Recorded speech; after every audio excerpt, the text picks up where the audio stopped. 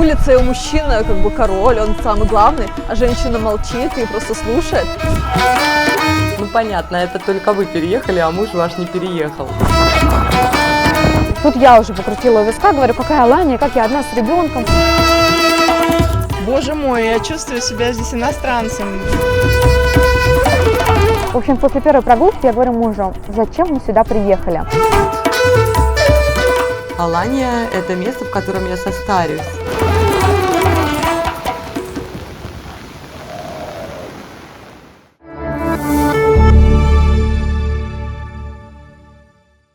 Друзья, привет! С Новым годом, с Рождеством, со всеми вас праздниками. У меня сегодня 7 января, и вот такая теплая, шикарная погода и обалденный вид.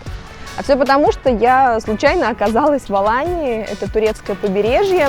Ну, не то чтобы совсем случайно, но достаточно спонтанно. И, конечно же, я не могла упустить возможность снять выпуск о людях, которых здесь очень много. Здесь очень много русскоговорящих людей со всего бывшего Союза. Я постоянно слышу русскую речь. Огромное количество людей здесь зимует, живет на постоянке, приезжает, я не знаю, как на дачу. Еще отдельная история – это женщины, которые вышли замуж за турецких мужчин. Про них мы тоже обязательно расскажем. В общем, мне очень захотелось обо всем об этом снять, пообщаться с этими людьми, рассказать вам. И по мере возможности моего перемещения по миру я постараюсь снимать такие выпуски. Смотрите, как всегда, подписывайтесь, подписчики растут, просмотры растут. Спасибо вам огромное, я безумно ценю вообще каждый комментарий, каждый лайк. Это невероятно ценно, когда вы что-то делаете сами. Поэтому подписываемся, лайк, коммент, желательно не сильно короткий. И смотрите. Всем добрый день, меня зовут Мария. Мы сейчас находимся на площадке около пляжа Клеопатра в городе Алания. Александра меня сегодня пригласила в такой интересный формат рассказать про нашу историю переезда, как мы оказались в этом городе, почему оказались, чем тут занимаемся. Мы переехали в Аланию из Москвы. Когда я говорю «мы», подразумеваю себя, мужа и 2 своих детей. 2 дочки, одной из них скоро будет 7 лет, а второй 3,5 года. Собственно, попали мы первый раз в Аланию летом 2015 года. У меня старшая дочка родилась преждевременно на 6-м месяце беременности. И врачи сказали, что как только будет ближайшая возможность, когда она подрастет, лучше всего как можно больше времени проводить на море. Мы стали выбирать отель. Стандартная, наверное, история, когда все задумываются про отпуск в Турции, пришли в агентство, стали выбирать. И в какой-то момент до оплаты я увидела в Фейсбуке объявление о том, что в Алании сдаются апартаменты. Мы с таким форматом отдыха не были знакомы никогда, мы всегда путешествовали только в отелях. Я пришла к мужу с этой идеей, говорю, я в Фейсбуке нашла такую шикарную квартиру, мы тут платим за 2 недели одну стоимость, а тут, получается, за месяц можно отдохнуть на такие же деньги. Муж, честно говоря, покрутил у виска, сказал, да, конечно, в интернете, ты еще отправь им денег и пошлю тебе привет из твоего Фейсбука. Но я не стала бросать эту идею, стала ее докручивать до конца, почему-то она меня очень-очень зацепила. И я написала девушке, могли бы мы с ней встретиться в Москве, она бы рассказала поподробнее, показала документы на квартиру, да, чтобы у нас пропали возражения. И девушка, на удивление, согласилась. Да. С одной стороны, вот, казалось бы, возиться с каждым таким человеком, который хочет снять, но она сказала, да, давайте, я взяла мужа. И мы приехали с ней встретиться. Она рассказала нам про район, в котором мы будем жить. Мы, собственно, как приехали сначала в район оба, так вот уже 5-й год там и живем. И она рассказала абсолютно все про квартиру, про жилой комплекс, что входит в оплату, что не входит, показала документы, больше того, подписала даже с нами договор аренды, и мы стали готовиться к такому первому самостоятельному путешествию. Дочка у меня на тот момент сама еще не ходила, ей вот только-только исполнился годик, весила она около 7 килограмм, то есть была очень-очень маленькой. И переживаний было много. У нас было, по-моему, 5 или 6 чемоданов. Один из них был полностью с памперсами, с детским питанием, потому что ничего не знаешь, куда ты едешь, будет там это, не будет. Еще как бы такой стресс, потому что у нас действительно много было медицинских показаний. В общем, мы готовились максимально возможно, прилетаем и попадаем в наш жилой комплекс. Было много разных нюансов. Первый раз что-то взяли, что-то не взяли, о чем-то не подумали, да, потому что кажется, ну, квартира, вот люди как для себя сдают, но далеко не все есть в этих квартирах. Ну, в общем-то, за месяц мы обустроились, нам очень понравился такой формат, и я бы его не назвала, наверное, отпуском, да, в Турции привычным понятием, когда все включено, ты не убираешь, не готовишь, я бы это назвала форматом жизни на море. Ты весь месяц со своей семьей живешь на море. Мы прожили этот месяц и вернулись в Москву. Лето в Москве в тот год оставляло желать лучшего, была просто ужасная погода, дожди постоянно. Муж на это все посмотрел и говорит: ну, у меня работа, давайте в осенью еще раз поедете в Аланию. Тут я уже покрутила у виска, говорю: какая Алания, как я одна с ребенком поеду? Он говорит: ну, берите бабушку, едете в Аланию, я вас отвезу, 3 дня с вами побуду, и потом прилечу вас забирать. Я посмотрела, получается, вот июль и август мы побыли в Москве, и я поняла, что все-таки идея это хорошая, и ребенку действительно лучше будет на море. Важным фактом еще было то, что мы стали проходить медосмотры после путешествия. Эмилия пошла именно здесь, в Алании. У нее был существенный скачок просто в развитии. Она стала делать огромное количество вещей, которых не делала в Москве. И все врачи нам стали говорить, что этот климат ей подходит. Мы вернулись в Аланию осенью, побыли здесь месяц. И я говорю: а зачем в октябре возвращаться? Может быть, еще можно продлить? Мы можем 2 месяца по закону находиться. Ну и как-то вот так пошло-поехало, мы остались на 2-й месяц, просто продлили аренду и не стали покупать обратные билеты. И история с Аланией нас затянула. Мы вернулись зимой в Москву и стали как-то думать, а как вот зимой в Алании? То есть настолько это нам понравилось, вот этот формат именно жизни на море. Тут такая же уборка, такая же готовка, магазины, быт, ну просто рядом море, хорошая погода, и это все действительно наполняет тебя энергией. Мы уже 7-й год, здесь 7-я зима у нас по счету. Мы случайно попали. Мы здесь отдыхали, как все люди отдыхают в Турции. Мы приезжали всегда в мае, и потом еще продлевали себе лето осенью.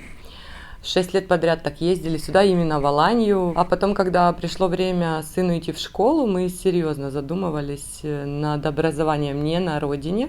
Я киевлянка, муж мой русский, вырос на Камчатке, учился в Москве, но со мной встретился в Киеве, да. Когда мы узнали, что здесь есть школы, скажем так, адаптированные под иностранцев, мы выбрали школу и остались попробовать. Думали на годик, и вот идет уже 7-й. То есть сын с 1 класса учится в турецкой школе и теперь уже 7-классник.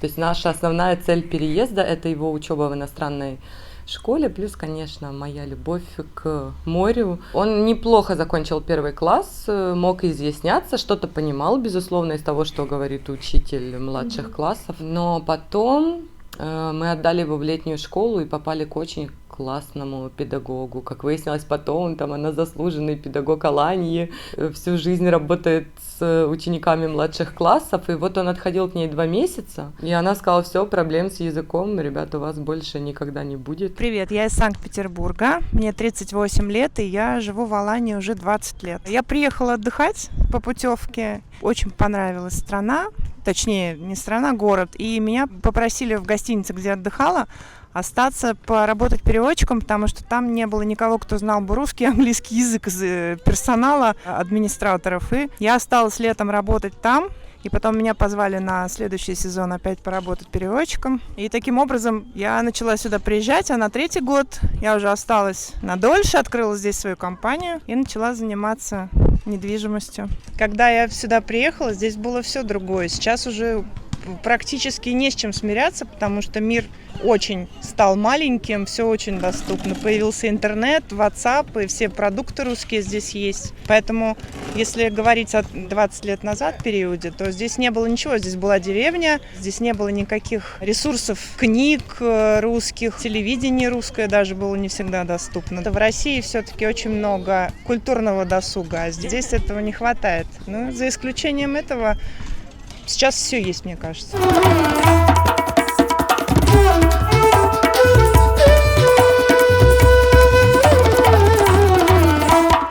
И в Москве мы стали думать о том, как же осуществить поездку в Аланию на подольше. Но вариант такой, что муж будет в Москве, а мы будем в Алании, мы сразу отсекли.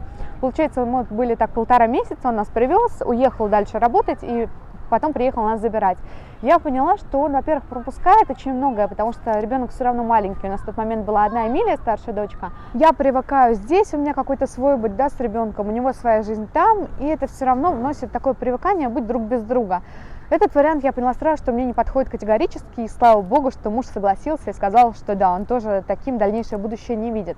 Мы стали думать, как же возможно реализовать переезд, потому что у мужа основная работа в Москве, Я в декрете находилась на тот момент, и на какие-то средства в любом случае нужно будет в Алании жить. И всегда, когда меня теперь спрашивают: Маша, вот с чего начать переезд, первым пунктом я говорю о том, что нужно организовать себе источник дохода. Потому что, поверьте, без него вам ни фрукты, ни Средиземное море не будет приносить радости. Когда вы не будете не знать, чем накормить своих детей, и будете решать такие бытовые заботы, все остальное уходит на второй план. Поэтому мы стали думать о том, как можно организовать вот эту вот удаленную работу. У мужа, слава богу, такой бизнес, связанный с IT, создание, продвижение сайтов, рекламы в интернете. Компания находится в Москве, но он решил постепенно пробовать переводить это на удаленку.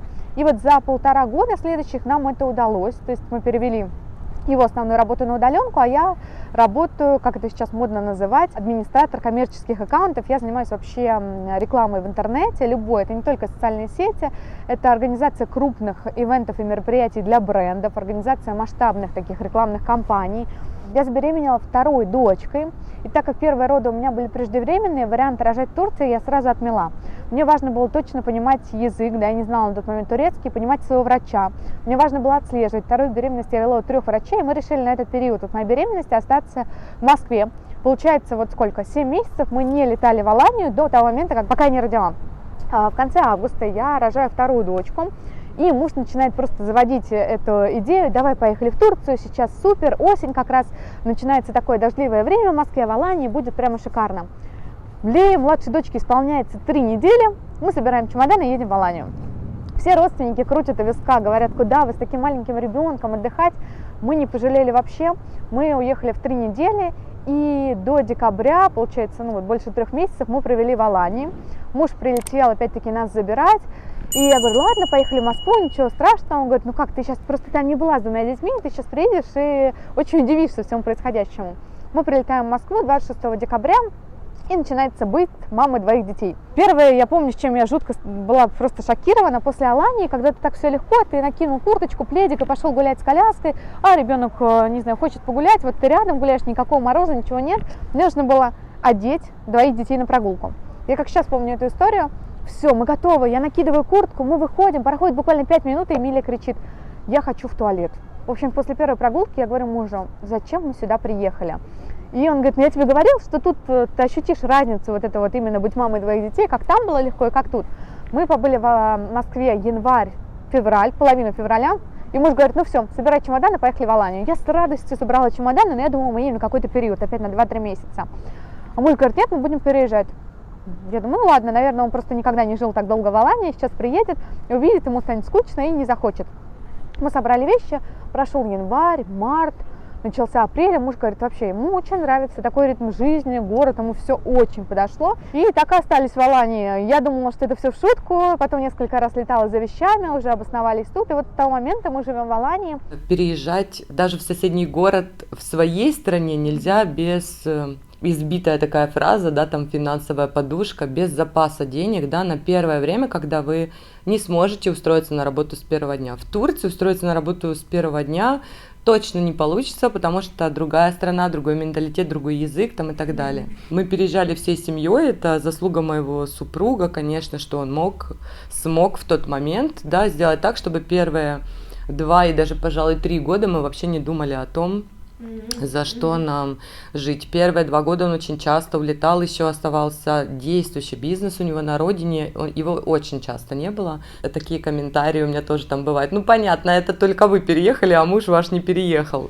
На такие истории переезда, да, вот так вот иногда люди реагируют. Но это, вот никак без этого не обойтись. Здесь можно, переезжают еще, да, покупают здесь несколько квартир, значит, это тоже, да, финансово обеспеченные, и на последние переезжают в том числе.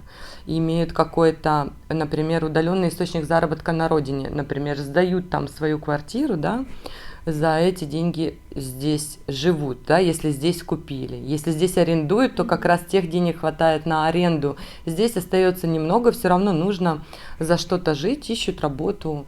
Кто знает языки, вы знаете, в сезон у нас набирают русскоговорящих, которые знают хотя бы какой-то иностранный язык, и магазины, и ювелирные, и сувенирные, всякие. Я работаю онлайн, переехала, я же говорю, первые 2 года никем, кроме жены и мамы, не работала здесь, а потом освоила новую профессию и стала инстамаркетологом, кроме того, что завела аккаунт в Инстаграм, который теперь один из крупных в регионе, я еще и учительница. То есть я каждый месяц беру группы и учу онлайн, обучаю людей вести, продвигать аккаунты в Инстаграм. Так получилось, что никого не было в тот момент из Украины в комитете, и я стала членом иностранного комитета. Теперь у нас уже в Алании есть и украинская большая официальная ассоциация. Я много постов писала на эту тему, и мы считали там по-разному, да, с учетом школы, да, с учетом аренды квартиры, с учетом того, что питаться дома или ходить все-таки по ресторанам. Все равно это цифра больше, чем 1000 условных единиц в месяц. Где-то в среднем, как бы ни считал, 1000, даже $1300-1500 в месяц. Это сюда войдет и аренда квартиры, и коммунальные услуги, и даже школа частная. Но с питанием дома, без развлечений вот таких вот там, да, без поездок в отели ежемесячно там и так далее. Многие говорят, что и у нас за 1500 можно прекрасно себя чувствовать, но здесь надо понимать, что вы живете в шаговой доступности от моря, да, где бы вы ни жили в Алании, фактически из любого окна, любого дома Алании видно море, да, за счет того, что город так устроен. Качество этой жизни, да, в этих даже если говорить о $1500, зимой свежие фрукты, а летом вообще вы знаете, какое здесь изобилие у нас. Да, что-то дорожает, что-то дешевеет, ежегодно увеличивается плата за электроэнергию, и да, здесь дорогой бензин, и по сравнению с Москвой даже дорогое мясо, но при этом цена на курицу и качество этой курицы совершенно другое. Поэтому относительно все не только лишь потому, что у всех разные запросы, да, и потому что вот это сочетание цена-качество здесь выше. На самом деле Аланию выбирают очень разные люди. Это и пенсионеры, и семьи с детьми, и фрилансеры. И причин этому несколько. Первое, это, разумеется, то, что в Алании можно жить, зная только русский язык. Звучит удивительно, да, как в Турции жить только с русским, но есть район Мухмутлар. Я могу назвать это филиалом Российской Федерации или таких советских республик, потому что там действительно огромное количество русскоязычных. Там в магазинах понимают русский язык, меню на русском языке, вывески на русском языке. У меня есть огромное количество знакомых пенсионеров, которые, разумеется, не знают ни английский, ни турецкий, и спокойно живут, общаются, их все понимают. Поэтому, конечно, это важный плюс. Второй плюс – это цены на недвижимость, потому что если сравнить с Европой, то в Алании это значительно дешевле, как аренда, так и покупка. И в целом вообще жизнь в Алании, она достаточно экономичная получается. Когда мы только переехали сюда, у нас жизнь в Алании выходила ровно в 2 раза дешевле, чем жизнь в Москве. Сейчас, конечно, все это немножко смещается, меняется, какие-то моменты стоят столько же, какие-то моменты стоят дешевле. Например, овощи и фрукты даже не стоит сравнивать. Я сегодня была на базаре, я на 750 рублей купила практически 12 килограмм еды, свежие овощи, фрукты, включая клубнику, хурму и так далее. Да? В Москве такому даже мечтать не стоит. Но электричество, например, в Алании стоит дороже, бензин в Турции стоит дороже, да? И какие-то моменты друг друга вот так вот замещают. Детские кружки в Алании стоят дешевле, чем в Москве, и большая часть проходит, конечно, на свежем воздухе, это тоже здорово. Но, как я уже сказала раньше, нужно, самое важное, это организовать себе источник дохода или удаленную работу, и не стоит рассчитывать на то, что вы найдете работу в Алании. Это частое заблуждение, потому что многие думают, сейчас перееду, куплю квартиру и начну тут работать. Всегда в приоритете будут турецкие сотрудники, потому что, это важно для страны, чтобы у них не было безработицы или она была на каких-то минимальных значениях. И в целом легализовать свой бизнес, например, если вы на дому делаете услуги ногтевого сервиса, парикмахерские услуги, массаж, это будет не так легко. Минимальная сейчас, вы знаете, уже на этот год почти 2800 лир, а средняя даже в Алании 3-3,5 у врачей и педагогов еще выше, потому что здесь эти категории противовес тому, к чему мы привыкли у себя на родине, да, здесь педагоги, врачи, полицейские, госслужащие самые защищенные. Их чаще всего занимают местные, да, иностранцев очень мало в этих профессиях, и даже если наши приезжие девочки здесь очень успешно работают педагогами иностранного языка, зарплаты у них все равно немного ниже, чем на таких же позициях у местных граждан. Городок маленький, и сезон очень короткий, и последние несколько лет очень неудачный сезон. Поэтому прокормить себя здесь обычному простому человеку, который приехал подзаработать, сложно. Без языка, без гражданства, без документов. Поэтому остается один вариант – работать на удаленке. Они относятся, опять же, это мое субъективное мнение, хорошо до того момента, пока эти иностранцы оставляют здесь деньги. Если эти иностранцы становятся неплатежеспособными, плюс еще возникают какие-то конфликты на почве разницы культур, то, конечно, иногда проявляется очень большая вражда, но везде люди разные, и турки все разные. Бывают очень доброжелательные, бывают, кто не любит иностранцев, говорит, понаехали. Муж, например, я замужем сейчас за турком, он когда приходит на детскую площадку, он говорит: боже мой, я чувствую себя здесь иностранцем в своей родной стране, в своем родном городе, уже как будто бы я чужой. Мы зашли в такой классный магазин, не прошли мимо, конечно же. Сувениры и все. И тут вот, видимо, я так понимаю, вы владелец, да, наверное? Или не владелец? Нет, не владелец. А как вас зовут? Меня зовут Равен. Вы откуда изначально? Я сам азербайджанец из Грузии. Ага. И вот расскажите нам, здесь тяжело бизнес делать? Нет, если деньги есть, не тяжело. Ну, а в плане налоги, не прижимают ли местные, я не знаю, вот... Нет, на самом деле тут государство, как вам правильно сказать, помогает именно бизнесменам, налогов много не платят, чем, например, в России или у меня на родине. А туристический сезон, когда кончается, на что живут, вот, например, такие магазинчики? Какой-то товарооборот бывает, но я вам так скажу, тут летом зарабатывают, зимой живут на это. А, то есть, ну, такой курортный вариант, летом поработали, зимой отдыхаем. Да. Получается, да? А вот, к примеру, например, аренда вот такого помещения приблизительно это сколько? Ну, Давайте приблизительно. секретно. Вилку хотя бы скажите, чисто для информации нам. Чисто для информации. Плюс-минус 50 тысяч евро. В год? В год. А, в год. Ну, у нас мозг помесячно работает, но хорошо. Очень у вас красиво на самом деле. Здорово. Так. Тук-тук-тук-тук-тук-тук-тук-тук.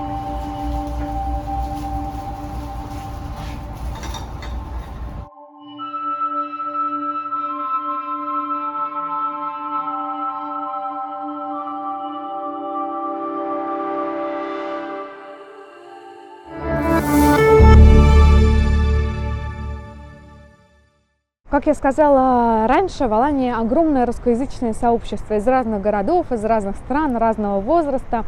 Но самое смешное, что после переезда в Аланию именно общение стало для меня такой основной проблемой, и поэтому больше всего скучала. Первые полгода после такого же тотального переезда сначала мы занимались какими-то бытовыми моментами, обустройством квартиры, покупкой всего необходимого, и спустя 2 месяца у меня началась тоска. Мне было не с кем общаться, муж работает, он занят, у детей какие-то свои дела, кружки. Мне стало очень-очень одиноко. Казалось бы, да, тут полно русских, иди общайся, иди знакомься, но тем не менее, во-первых, наверное, нужно найти с людей со схожими взглядами на жизнь, со схожими интересами. И это сделать непросто. И в Москве, например, у тебя выбор из огромного количества миллионов людей. А в Алании все равно, допустим, возьмем 20 тысяч русскоязычного населения, которые тут живут. И среди них тебе нужно найти своих. Были истории, когда я обжигалась, ошибалась, потому что, конечно, везде есть разные люди. В Алании, например, есть такая особенность, что русскоязычные тоже друг на друга стучат. Если знают о нелегальной работе, если знают о каких-то нарушениях правил, они набирают жандармам, да, и таким образом как-то, не знаю, чего добиваются, но есть и такие моменты. И вот первые полгода я очень скучала по общению, но потом, конечно, со временем начинаешь находить своих людей со схожими интересами, семьи, когда и дети общаются, и вы общаются, и всем комфортно. Еще один такой момент важный. В Аланию не часто переезжают семьи с детьми в таком возрасте, вот как мы с мужем, например, да, 30-35 лет. Как правило, переезжают или уже после 45, когда хотят чего-то такого спокойного, или переезжают дети, которых просто родители перевезли. А в нашем возрасте все хотят мегаполис, достигаторство, работа и так далее. Поэтому тоже в этом была сложность. Но, тем не менее, вот спустя 4 года, если так сказать, вот уже точно, когда прошла вся эта адаптация, нашли мы друзей, нашли людей, с которыми общаемся, ходим в гости, весело проводим время, путешествуем по Турции. Мы тоже огромное внимание уделяем путешествиям, пока живем тут, хотим увидеть как можно больше городов, разных достопримечательностей, таких интересных нетуристических мест. Но, тем не менее, я считаю, что все мигранты делятся на две категории. Первые вообще ничего слышать не хотят о своей родине, ездить туда не хотят и говорят, что все, Алания – это самое счастливое место. Я считаю, что в Алании есть свои плюсы, в Москве свои. Я всегда с радостью езжу в Москву. Но есть моменты, которых в Алании просто нету. Это, например, кинотеатр на русском языке, огромное количество выставок, культурных мероприятий, театров. Когда мы приезжаем в Москву, у нас прям и для детей, и для нас такая расписанная культурная программа. Хочется как можно больше увидеть, но в целом могу сказать, что такой микс, совмещать вот преимущества культурной столицы и преимущества экологичной жизни на море, это, мне кажется, вот такой залог действительно счастливого детства и вообще ярких таких воспоминаний о своей жизни. Так получилось, что в 2012 году мама меня уговорила приехать в Турцию. И вот мы приехали в Кемер, а там работал мой муж. Ты отдыхала просто? Я отдыхала, да, я приехала на отдых. Мой муж работал, ну, мой будущий муж тогда работал в Кемере. А ты изначально откуда сама? Сама я из Казани. У меня тоже был такой стереотип. У моей мамы тоже был такой стереотип. У моей семьи вообще. Поэтому они не хотели изначально. Когда только я сказала, что буду замуж за турка. Поэтому они не хотели. Но на самом деле оказалось, что это совсем не так. Что женщина всем здесь управляет. То есть всем ее капризам здесь потакают. Ну, это я просто вот по статистике, может быть, есть и семьи, где женщина не имеет права голоса и не имеет никакого права, я не знаю, да, но из моих знакомых, из наших родственников, там женщина как бы авторитетна даже, я скажу. Но это такая, ну как сказать, она как серый кардинал? Типа, Да, как серый кардинал, да. На улице, может быть, она не покажет, на улице у мужчины как бы король, он самый главный, а женщина молчит и просто слушает, а потом придет домой, и то, что скажет она, как бы вот ее решение, мне кажется, вот самое главное в семье. У нас есть несколько мероприятий в году, на которых вот все иностранцы всегда встречаются. У нас летом культурный фестиваль очень большой, а зимой рождественская ярмарка. Этот год, 2020, этого ничего не было, было очень тяжело, конечно, все общались очень мало. Но мы себе загадали, что если следующий год будет в этом плане поспокойнее, то мы будем гулять эти все события в 2 раза веселее. А так есть встречи по интересам, есть здесь хобби-клуб, в котором очень много девушек и женщин из разных постсоветских стран. Я знаю, что есть бизнес-встречи, я знаю, что есть какой-то там леди-би-клаб. Ну, есть, можно себе найти. Есть группы, которые ходят в горы с трекингом, да, с походами. Есть клубы фотографов. Можно это все себе здесь организовать досуг. В спортзалах встречаются, ежат вместе на пляже. Это все есть. Мне здесь очень комфортно. И когда я в первый год приехала и познакомилась здесь с девушкой, мамой девочки, которая старше нашего Тима всего лишь на 2 года, она сказала: «Алания – это место, в котором я состарюсь». Эта фраза так меня зацепила. Теперь я понимаю, что да, это идеальное место, в общем-то, где можно состариться. Мне самое первое, что было сложно, это адаптация. Когда я сюда приехала, я никого не знала, никто меня не знал.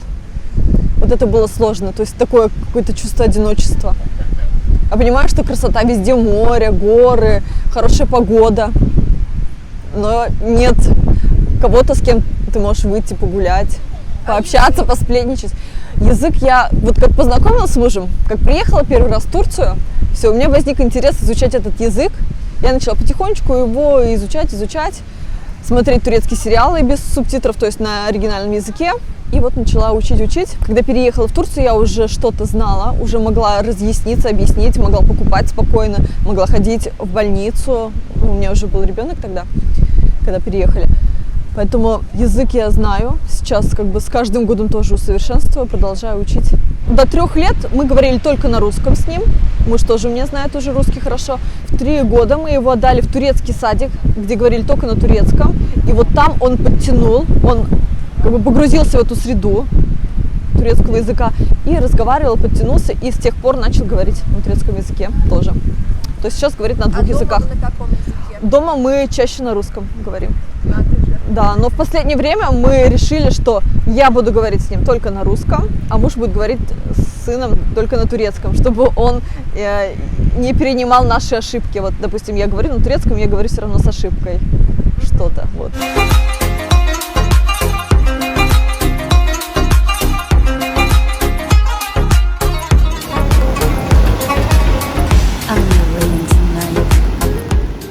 Важный еще момент, как остаться в Турции легально, потому что можно мечтать, конечно, о чем угодно, жить в Америке, жить в Испании, но с реальными действиями будет все обстоять очень сложно. В Турции это тоже очень-очень важный момент, очень важный фактор. Вы легко можете оформить вид на жительство и даже можете получить гражданство, соблюдая некоторые условия. Вид на жительство оформляется при покупке абсолютно любой недвижимости, неважно, она стоит 30 тысяч евро или 230 тысяч евро, вы можете оформить вид на жительство. Это не обязательный пункт, то есть вы можете купить квартиру и не оформлять его, если у вас нет в этом потребности. Как оформить вид на жительство? Все, в принципе, очень легко. Вам нужно будет приобрести турецкую медицинскую страховку, получить ТАПУ, это свидетельство о регистрации собственности вашей квартиры, и дальше оплатить разные пошлины, заполнить анкеты и пройти рандеву. Рандеву – это такое небольшое собеседование, как правило, там спрашивают базовые вопросы. Сейчас, в принципе, в 2020 году упростили систему и просто принимают документы. Если у вас с документами все хорошо, то выдают вид на жительство. Вы его можете продлевать, соответственно, у вас оформляется он на год или на 2, и дальше, если вам необходимо, вы будете его продлевать. После 5 лет владения недвижимостью, или если вы купили недвижимость на сумму больше 250 тысяч долларов, то вы можете оформить гражданство.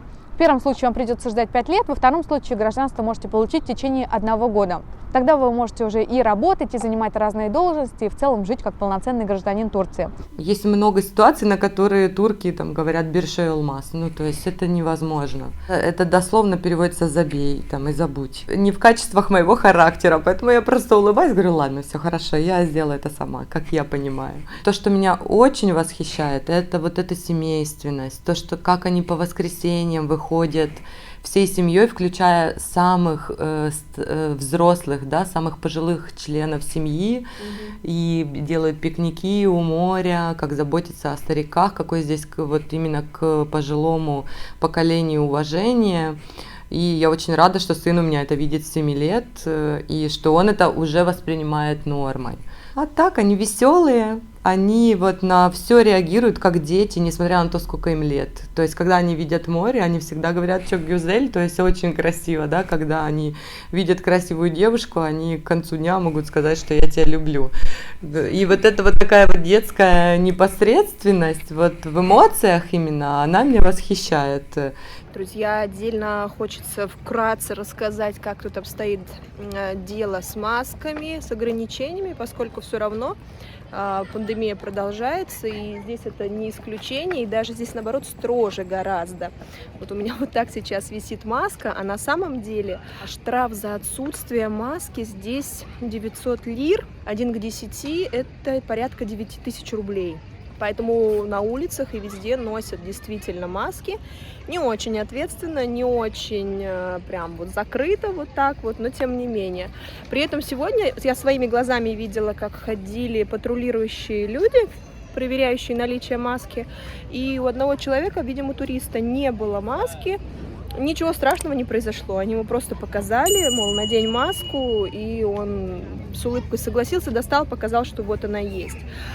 Другая странная штука, которая здесь есть, это комендантский час. Комендантский час длиною в 2 дня, суббота и воскресенье. Для местных это вообще странная штука, но, видимо, она работает. Вымирает все, разрешено выходить только туристам, тем, кто здесь не живет постоянно, и город такой становится практически русский, потому что в основном здесь преобладают русскоязычные с Украины, с России, с Казахстана, с Беларуси. То есть турки все сидят по домам и выходят, насколько я знаю, только в булочную и в магазин, по-моему, и то в определенное время. За праздное шатание штраф очень внушительный. Это 3000 лир, порядка 30 тысяч рублей.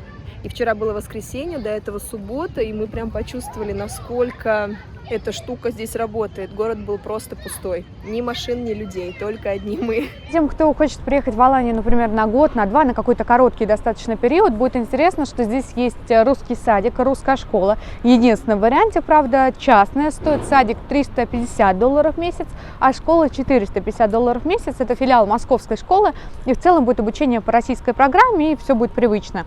Мы выбрали турецкий вариант с максимальным количеством английского языка. Это было для нас такое приоритетное направление, чтобы ребенок развивал свой кругозор, знал несколько языков и вообще легко ассимилировался в иностранной среде, да, потому что если мы живем в Турции, нужно из этого выжимать максимум. В чем различие школы? Все мамы первоклашек, которые вот у меня подружки в Москве, они в стрессе, потому что кому-то ставят оценки, у кого-то огромное количество домашних заданий. Здесь такого нету. Здесь, если у ребенка проблемы, например, с каким-то предметом, то это проблема учителя, а не проблема ребенка и родителей. И у нас учитель, например, по турецкому, у нас дочка только начала его изучать, она ходила в турецкий садик, и есть какие-то моменты, которые еще тяжело понимать, она не владеет так идеально турецким. Он назначает бесплатно, ну как бы уже оплачено, входит это в частную школу, дополнительные уроки в субботу индивидуально с ребенком и объясняет моменты, которые она не поняла, то есть он как-то себе в классе помечает этот момент и дальше нагоняет. И этот подход мне, конечно, очень нравится. Турецкий, когда мы переехали, я не знала от слова совсем, знала только английский достаточно хорошо. И в процессе уже жизни в Алании как-то сначала накапливается огромный словарный запас, а потом уже начинаешь изучать грамматику. Язык учить нужно, потому что это, во-первых, даст вам возможность подружиться с турецкими гражданами. Да? У нас, наверное, только спустя 2 года появились друзья среди турков. Деньги, конечно, да, и работа – это всегда вопрос вопросов для взрослого человека. Если это человек семейный, то еще учеба детей, да, садики, школы. Ну, это все здесь есть, да, и в бесплатном варианте, и в платном варианте, значит, нужно быть обеспокоенным, да, тем, чтобы у вас на первое время были деньги, на длительное первое время, не на месяц, не на 2, потому что захотите работать, пока вот приехал человек, у него есть безвизовые дни, да, у разных стран разные, потом нужно оформить ВНЖ, это большие затраты. Вот первое оформление, первичное оформление, оно всегда дороже продления, потому что много документов нужно подготовить, перевести и так далее. Где-то жить, да, то есть какая-то аренда квартиры, пока с кем-то познакомитесь, пока поймете, в какой области видите себя здесь, да, или не видите. То есть, ну, по большому счету на год надо иметь финансовый запас, а так просто, ну, цель. Иностранный, если какой-то, это большой бонус. Вот если английский, немецкий, можно с этим здесь справляться. В первое время я спокойно говорила на английском языке, но мы еще жили в обе, там, где иностранцы. Кто уж совсем не знает никакого языка, пожалуйста, у нас есть Махмутлар, где на улицах говорят на русском, в каждом магазине есть какой-то русскоязычный сотрудник, в аптеках, везде. Ну, у нас есть поддержка уже серьезная, информационная, да, и группы большие в Фейсбуке, и блогеры аланийские, в общем, трудятся на благо переезжающих, да, когда мы переезжали, не было такого количества информации на русском. У меня в блоге после вопросов про нашу историю переезда самый популярный вопрос: Маша, мы тоже хотим, мы тоже собираемся, с чего начать, к чему быть готовыми и как вообще максимально подложить солому. Я сказала, на самом деле, в самом начале нашего такого интервью или моего монолога важную вещь. Это нужно подготовить себе финансовый источник дохода, откуда вы будете получать деньги. Или вы сдаете квартиру, или у вас удаленная работа, или у вас какие-то дивиденды, проценты вам идут. То есть что-то, что будет приносить вам деньги. Вот именно с этого нужно начать, пока вы еще находитесь там, в своей стране, в своем городе. Дальше, разумеется, я рекомендую сначала арендовать квартиру, не покупать сразу, чтобы посмотреть разные районы. Просто лично поездить по Алании, посмотреть район Махмутлар, самый русский район, посмотреть район центра и Клеопатры, подойдет ли он вам. И уже когда вы точно все увидели своими глазами и сделали свои выводы, после этого покупать недвижимость. Потому что очень часто люди приезжают, увидели один район, все, я беру тут, мне нравится. А потом приехали в центр, вау, а в центре-то лучше, вау, и пляж здесь лучше. Начинаются такие разочарования. Вот этот момент тоже. Приедьте сначала, дайте себе время, чтобы освоиться и все узнать лично. И, наверное, третий самый важный совет – это не бояться. Если вы чего-то хотите, и вы реально на это настроились, это ваша мечта, то попробуйте. У вас всегда будет возможность вернуться. Я всегда рекомендую не продавать, например, свою недвижимость, пожить тут. Если вы уже точно решите, вернитесь и продайте. Но не нужно с самого начала обрывать все концы. У меня есть, к сожалению, примеры, когда люди, действительно, им не подошел климат, не подошел город, они не ожидали, да, что будет вот так вот, и они потом берут и возвращаются обратно, не теряя ничего, а приобретая только, наоборот, ценный, новый, интересный опыт.